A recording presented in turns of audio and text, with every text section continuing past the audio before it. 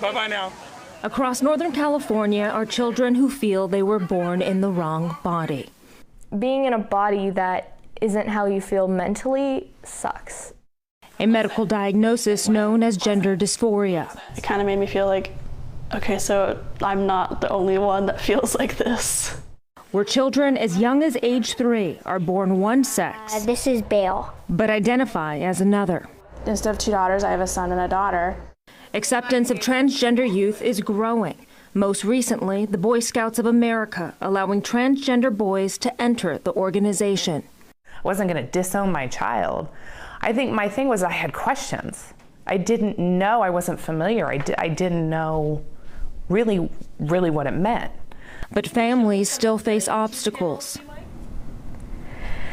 It's been all right. There's been a lot of ups and downs. Ben Hudson is the executive director of Sacramento's Gender Health Center, helping trans teens find resources and support. When we're, being forced to act in a way or present in a way that doesn't fit with our identities, that takes a toll. For Tyler Reed, a conflict between mind and body creates overwhelming struggles. Literally suffering every day until it becomes numb to the point where suffering is your content. As much as Stacy supports her son, she cannot erase all his pain. This last year with the depression, a pain that comes with life-threatening consequences. It's been very, very, very hard in our family. Very difficult. Tyler's had 2 suicide attempts, and he's not the only one. We do see, youth suicides among trans folks, at very high numbers, alarmingly high numbers. A UCLA study found that 41% of transgender Americans have attempted suicide. That's compared to 4.6% of the general population. I was scared.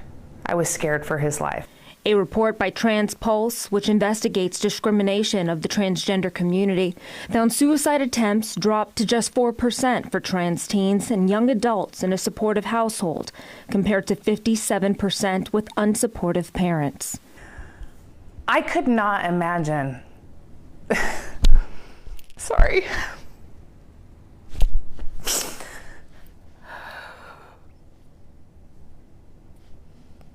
For 18-year-old Colin, his parents are divorced. They're also divided on his gender identity.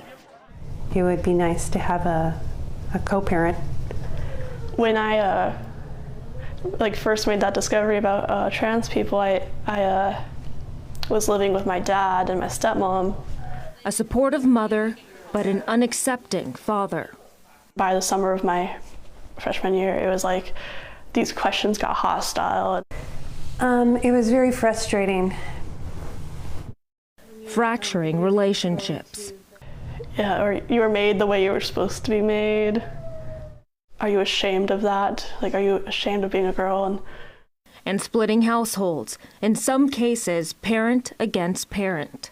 I could not be in that environment. So summer freshman year, I came down here to visit with my mom, and then I just decided I'm going to stay here. For 8-year-old Taylor and his mom, Katie, the idea of transitioning from female to male separated a daughter from her parents and a grandson from his grandparents. Taylor used to see Grandma and Grandpa all the time, and now is terrified to go over there.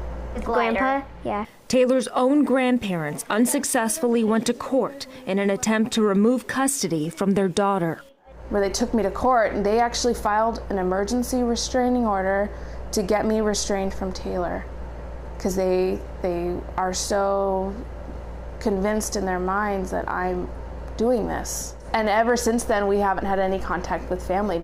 But for transgender youth, the family struggles pale in comparison to the life or death reality. Would you rather have your kid kill themselves, or would you rather just use the correct pronouns? For families who are on board, the medical journey that lays ahead starts young and comes with long-term unknowns.